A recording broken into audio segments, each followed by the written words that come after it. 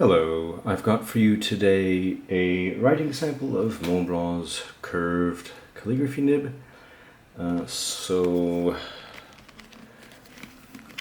justifiably requested. In the box that I failed to neglect in the previous content is that it comes with this, user guide along with the standard service guide. So this user guide basically suggests how you use the pen.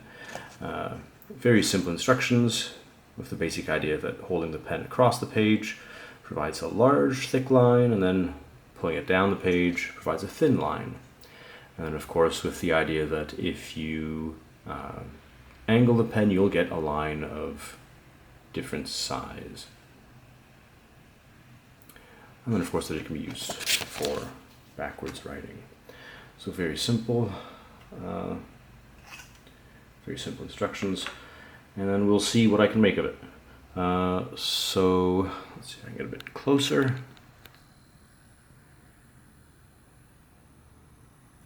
Without losing focus, obviously not. So basically you'll know when you've reached that proper angle. You get these very thick lines, and then if you angle it a bit more, you end up with perfectly thin lines. So along the page, also thin lines, and then you go across, very thick lines. So this is a very thirsty pen, of course, because it does produce these very thick lines. But yeah, takes some time to get used to. But very interesting. I think the idea of being able to change the line characteristics simply by the angle of the pen is, I guess, more versatile than the flex nib, because you obviously don't have to put any pressure on the page. So let's see what happens if you do. You put some pressure on the page, you get a thicker line just as you would expect.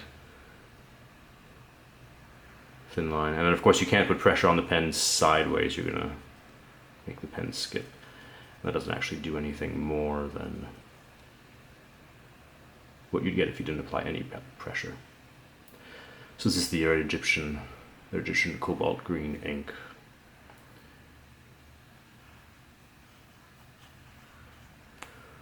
So there you go. There, come on, let's get that in here. No, their curved nib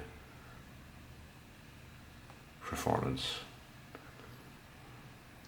Actually, it's really quite nice to be able to get thick lines without having to apply any pressure.